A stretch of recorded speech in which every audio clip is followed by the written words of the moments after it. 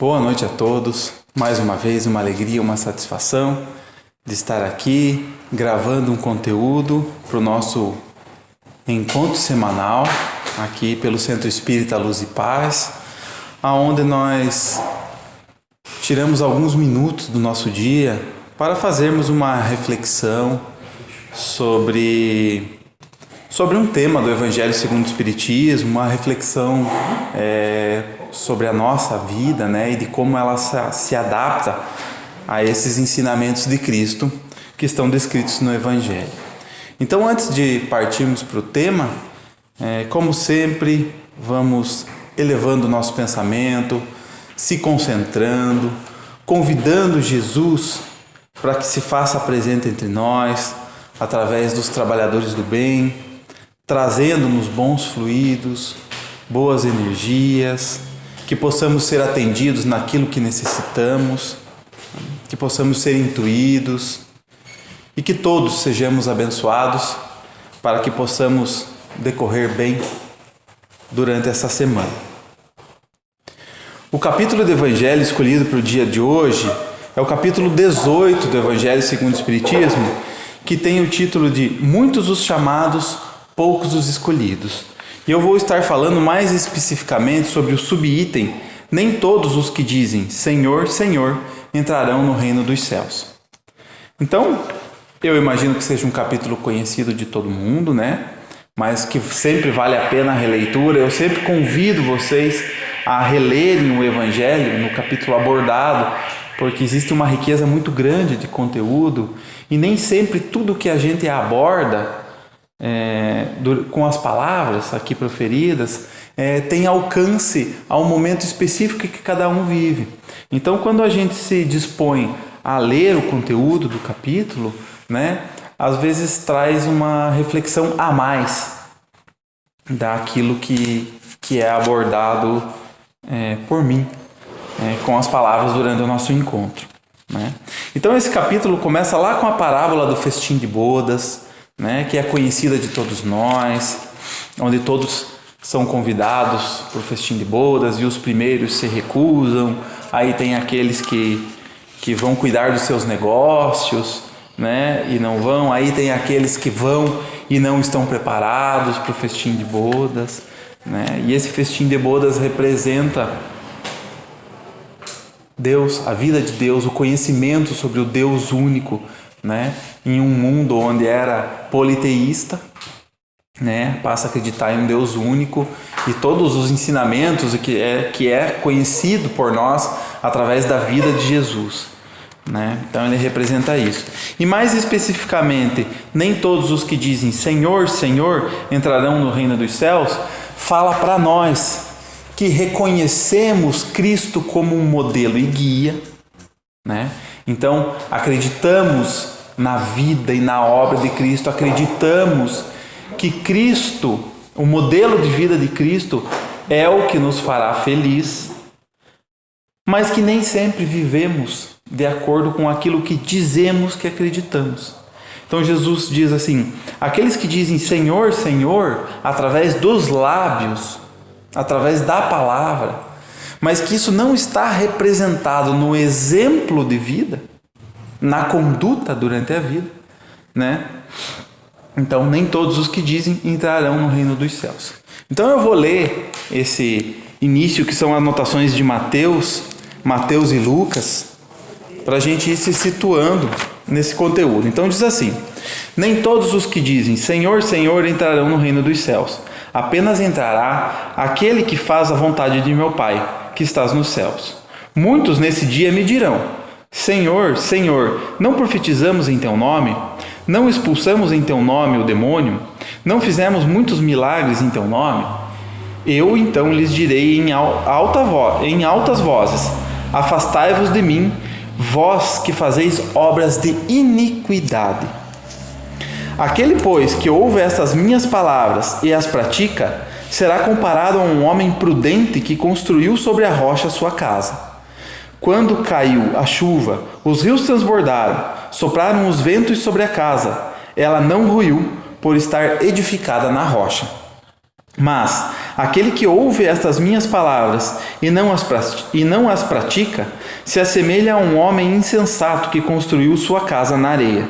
Quando a chuva caiu, os rios transbordaram, os ventos sopraram e a vieram açoitar, ela foi derribada, grande foi a sua ruína.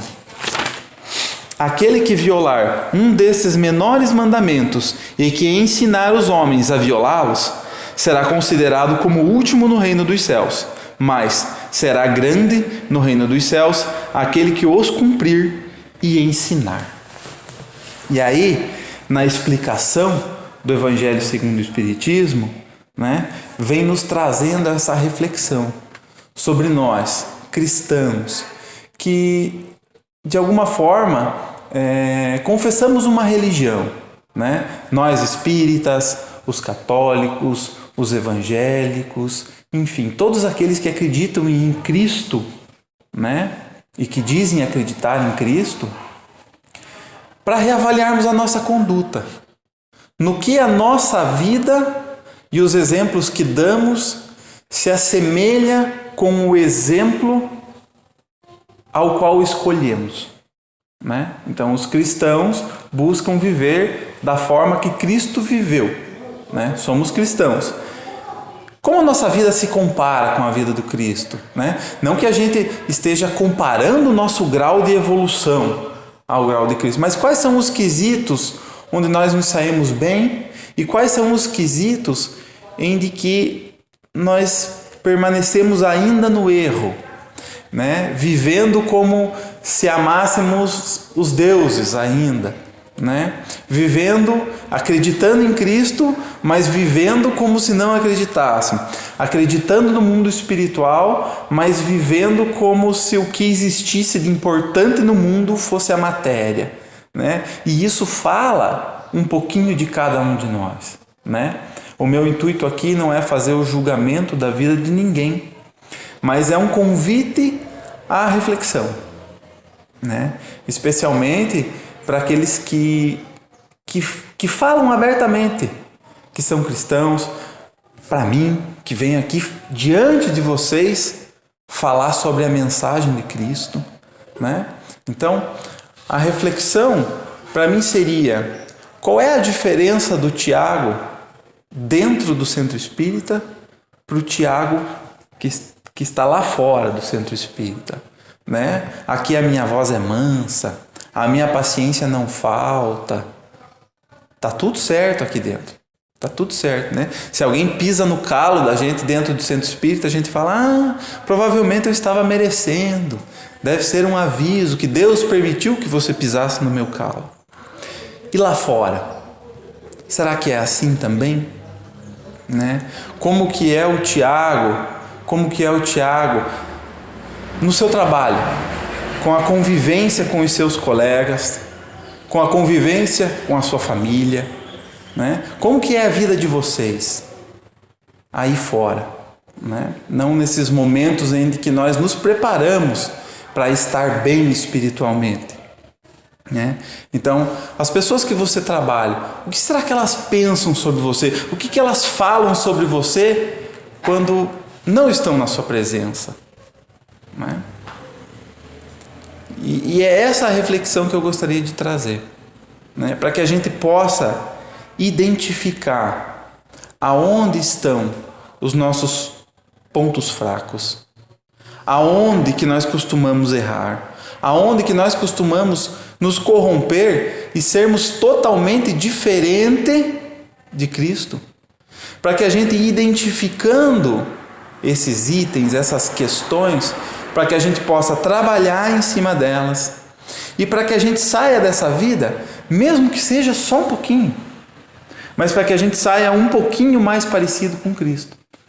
A gente está a uma distância imensa, imensa da evolução de um ser tão especial, tão lindo, tão grandioso como Jesus Cristo.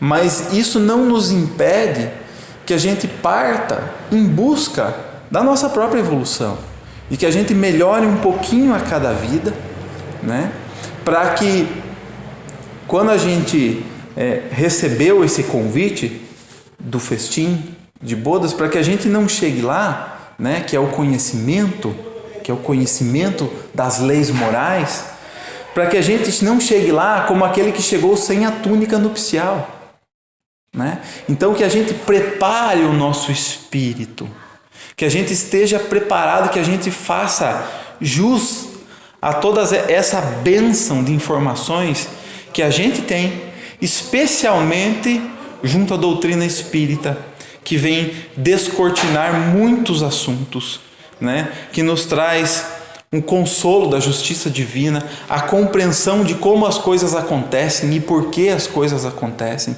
Então que a gente possa fazer jus a todo esse benefício recebido, porque mais adiante o próximo subitem já fala: muito se pedirá àquele que muito recebeu. Então percebem que é uma sincronia. Então primeiro fala sobre os primeiros que receberam informações sobre as leis, depois fala como se comportaram aqueles que souberam e fizeram pouco caso, que é o tema abordado durante hoje. Aí mais adiante fala sobre aquele que muito recebeu, né? Que se ele será mais cobrado, porque ele tem mais consciência. E assim segue nessa cronologia, né? Então façamos essa análise. Uma pergunta que é muito válida para que a gente faça para nós mesmos, e cada um tem uma resposta diferente, mas olhe para você e pergunte-se: eu sou uma boa pessoa? O que você vai responder? Né? O que a gente precisa para ser uma boa pessoa? E aí tem alguns que vão: eu sou uma boa pessoa, eu não faço mal para ninguém.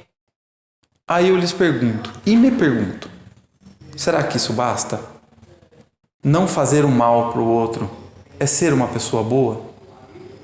Então eu vou perguntar assim, que eu pergunto para mim mesmo: eu não sinto inveja de ninguém? Eu não sinto raiva de ninguém? Eu não falo mal da vida dos outros? Eu não julgo, em hipótese nenhuma, a vida dos outros? Né?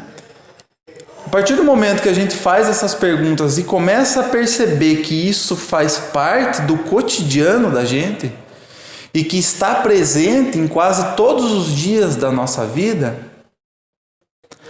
a gente identifica o tamanho do caminho que devemos percorrer para podermos dizer assim: eu sou uma boa pessoa. Né? Hoje eu estou um pouco mais parecido com Cristo do que quando cheguei nesta encarnação. É bem verdade que a evolução não dá grandes saltos, né? Mas que a gente possa identificar esses pontos e que possa ir subindo um degrau de cada vez, e que cada vez mais nós possamos estar mais altos nesta jornada de evolução espiritual. Certo, gente? Vamos agora então aproveitar essa elevação de pensamento, esses bons fluidos que se encontram conosco, e vamos fazer as nossas irradiações. Vamos lembrar daqueles que mais precisam, daqueles que se encontram enfermos, internados, precisando da ajuda dos médicos da matéria e dos médicos espirituais. Vamos lembrar dos moradores de rua, dos presidiários, das criancinhas da Casa Lar, dos depressivos, que todos sejam abraçados espiritualmente pelos anjos trabalhadores do Mestre Jesus.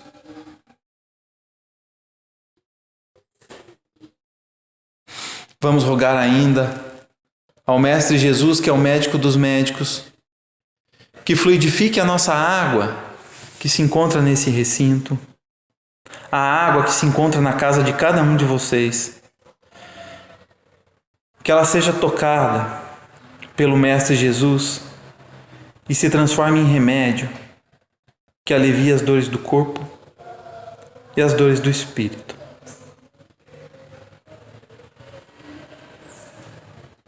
Nós estamos chegando no final do nosso encontro. E eu gostaria de agradecer a Deus, ao Mestre Jesus, aos bons espíritos. Gostaria de agradecer a vocês, a cada um de vocês que esteve conosco aqui, desfrutando desses momentos, que se sentiram convidados à reflexão. Gostaria de agradecer ao meu amigo, irmão Antônio Marcos, que está sempre aqui conosco, está sempre aqui comigo, e a Aimee, que hoje se encontra aqui também. Obrigado pela tua presença. Uma boa semana a todos, uma boa noite.